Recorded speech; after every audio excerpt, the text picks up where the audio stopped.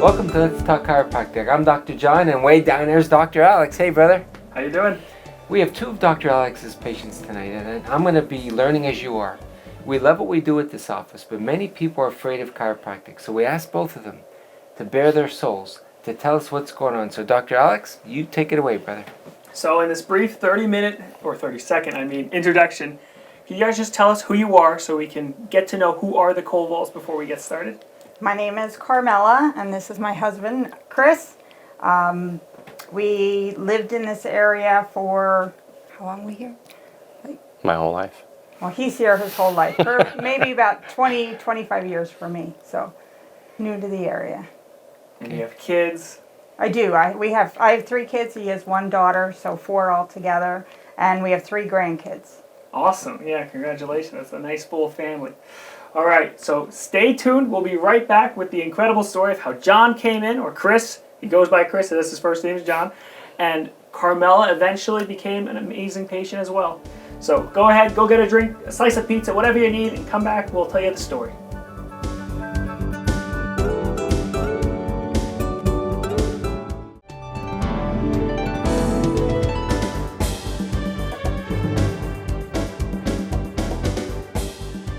Welcome back to Let's Talk Chiropractic. So, Dr. Alex with Dr. John will cross over there with the Kovals here. So, let's start from the beginning. Chris, you came in first with your beautiful wife. What did you come in bearing with you? A walker. A walker. Why did you need a walker? Couldn't stand. Couldn't walk. Yeah. Just crawl around on my knees and hands. Jeez, how did that happen? Just kneeled down one day to pick something up, and the back I just had a real bad sharp pain, and I just couldn't get back up. Did you know to come to a chiropractor? Not right away. Did she have Didn't to really push know you? what to do right away. I never had that before. Yeah. So just gave it a little while, and she says, I think we need to find a chiropractor. Yeah. So. And then we got to it. Yeah, we got to it. And then, lo and behold, as I'm treating him, you told me that he has to be right? You said he has to be well so he can take care of you, Right. I'm trying to take care of him when he's supposed to be taking care of me. And neither of us were supposed to be driving. And I was driving him and he's supposed to be driving me. Wow. Crazy. Yeah, that was a role reversal. Now, why was there a role reversal? Why did he have to take care of you? What was going on? Because I have POTS, postural orthostatic tachycardia syndrome. I was at work one day and I ended up passing out. I've been to, I couldn't tell you how many doctors trying to find an actual diagnosis. Finally got diagnosed. But my heart rate will go from 200 down to 30 and I will pass out all the time. I had to stop working, I had to stop driving. So I just basically sit at home and I have people coming in to check on me at all times, including my husband. And so I needed him to be there to help me, and unfortunately he wasn't there. I needed you to fix him so he could be there for me. She was very frustrated with me, Dr. John. I don't know if you see that situation often in your own practice, right? Where the wife wants you to make him better. That's right. But you eventually did, it sounds like, though. Yeah. Absolutely. Yeah. So how long did you need the walker, Chris? Almost 2 weeks. Almost 2 weeks. Almost I was 2 seeing weeks. you twice a week. I told you see me twice a week, we'll get you better. And you were a great patient. I assume because she was pushing you out the door every time it was time for an appointment, right? Absolutely. Oh, she was anxious to get me better. Yeah. Yeah. Because she needed the help. And you took care of yourself. You took my advice, right? Yep. That's always, right? That cuts the treatment time in half when they listen. Yeah, you suggested, sleeping on his back. You suggested putting a pillow underneath his legs, and everything that you suggested, he had tried, and he is doing excellent. And once I got back to work, pushed himself. So yeah, I'm physical job, so I'm lifting all the time, and I just don't do it. Yeah, that made me scared when you said your job is physical. Yeah, I still did not pushing it yet, so it's not worth it. Right, yeah, it's just a little while longer, right? You're probably at the point where you can probably start could, testing the but water. I'll let it ride it out. A little bit. Yeah, while I can, yeah. And then we got you walking, but we had started treating you as well. Correct. I asked, do you think that you could do anything for me? Because I've had a problem with my back, I would say, for maybe 12, 15 years. And I didn't think that there would be an answer. I was told medication was the only thing that could help, besides an injection, which I can't get. So I asked you to help me. And I cried, but you helped me. You fixed my back. It was a crazy journey. And you're one of those cases I didn't know. I You just pass out all the time, and I'm always afraid of jarring or injuring, and I'm doing well. Yeah, Dr. John, to share with you. Well, talk a little bit. You know what I love about our job? We are given medical diagnosis like POTS. Explain for people not just what it means, but what. So, postural, you said. So, as your posture changed, the doctors So feel. as I would stand up, my heart would start racing, and then my blood pressure starts to drop, and then when it gets down to the low 30s, there's not enough blood to the brain, and then I get lightheaded, disoriented, start to get forgetful, and then I pass out. Once I get down to the ground, then the blood pressure evens itself out, I get blood back to the brain, and then I'm okay. But in the meantime, I've already fallen and I've already hurt myself. So a lot of our patients, they come to us like Chris did, for back problems. People think you chiropractors are back doctors. Our challenge is to educate them. That's why we're doing this TV show. We're more with nervous system. If your spine was out of alignment, nerves go to blood vessels. They go to the heart. So your posture, as it's changed, was affecting your nerves. So that's why the show to me is powerful, Dr. Alex. There's people watching the show that are being given a medical diagnosis. They don't even think about seeing a chiropractor. So my point, I don't care what name they give it. If they're not getting results, like I guess your life was in limbo, you probably thought, oh my God, the rest of my life I have to be like this. Yes, I just would sit at home on the couch. I got a new bed, I got a new chair, and would But just now I sit. understand. We probably have to stop soon for a commercial break, but the next segment, when he told me that you were so nervous and so sweaty, now I understand why. You know, if she's given this medical diagnosis that she thinks she's going to have an invalid life the rest of her life, that his whole life, he's going to have to check on her 10 times a day. Should I let this chiropractor adjust me or not? That is a scary decision. So I can see why you're nervous. Okay, let's stop for a commercial break. Come back and let's still hear more of her story of this medical diagnosis that a chiropractic allowed the body to heal by itself then. Okay.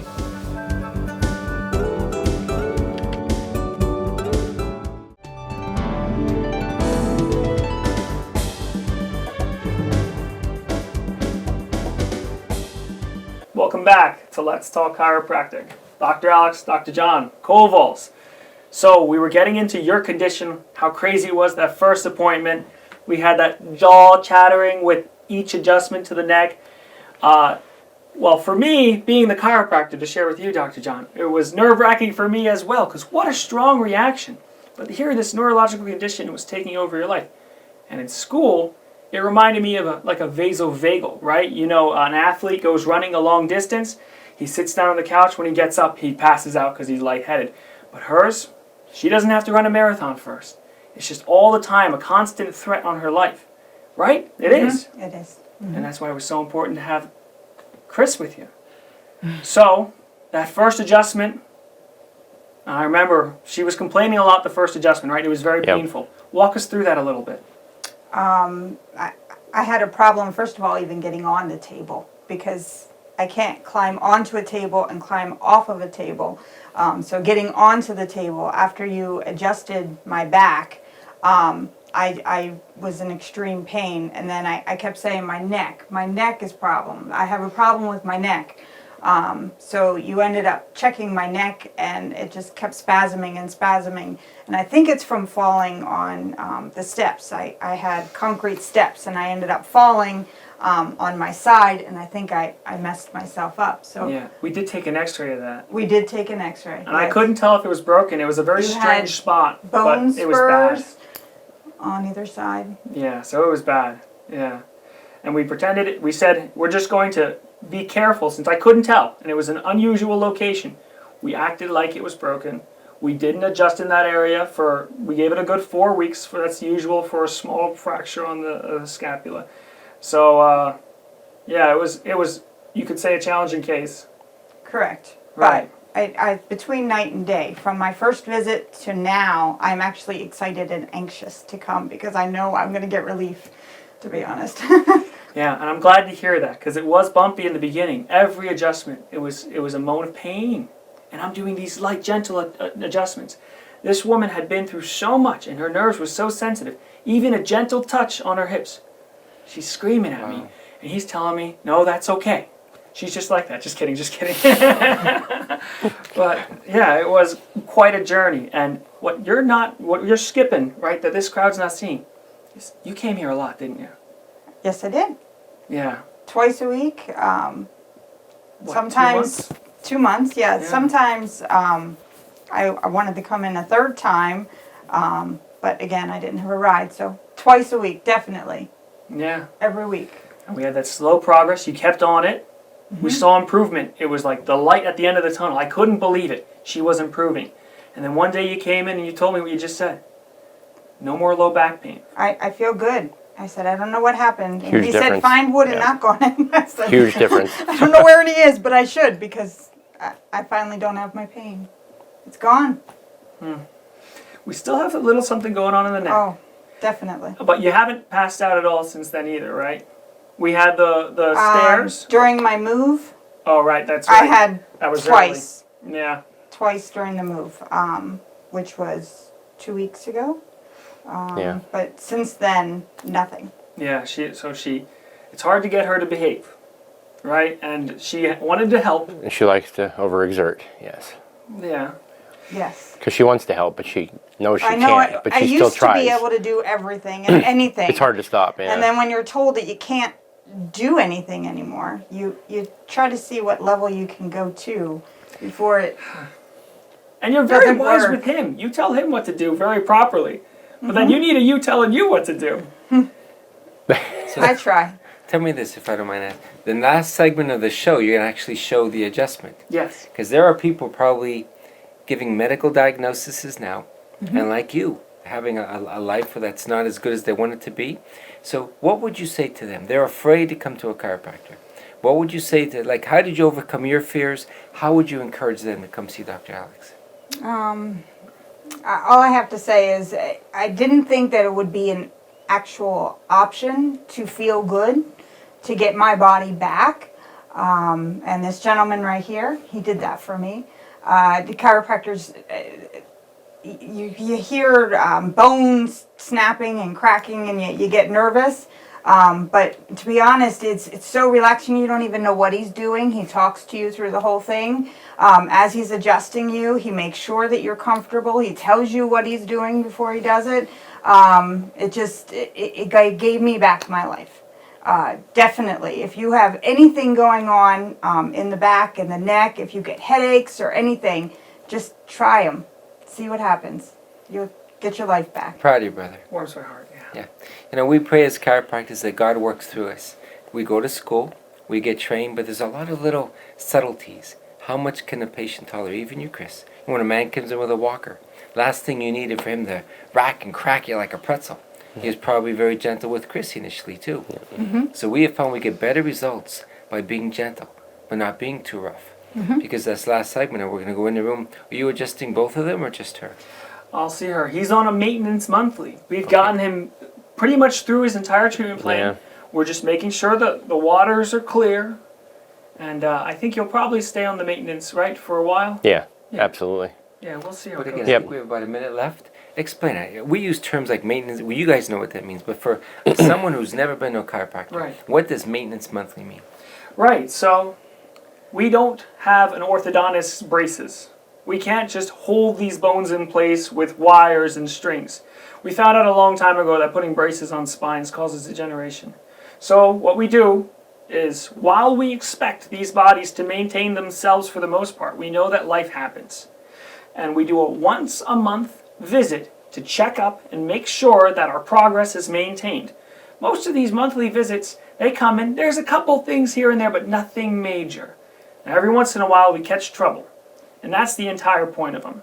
Now, when trouble comes, before it's symptomatic, we can make that wellness continue. On it to the horizon, like a Western, right? Yep. Oh, very good. Thank you. Well, thanks again. So we're going to go. He'll probably do all the talking now. You just get on the table. He'll do his normal adjustment. What I like about them coming here now, Alex, when you say a table, getting on and off a table. A lot of people never used to understand what is a drop piece table like, so now at least they can see it and see what it's like. And she has a very unique way she has to get on and off the Yes, table. because if not, I'll be on the floor. You have to look and see. Okay, folks. Well, let's go down for the adjustment. Thanks so much, and we got one last segment. Let's see Dr. Alex's magic in live.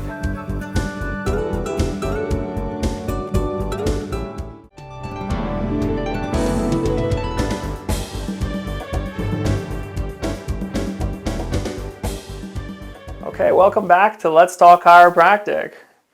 Carmela's ready for her adjustment. I'm Dr. Alex. We've still got Dr. John here, her lovely husband, handsome husband.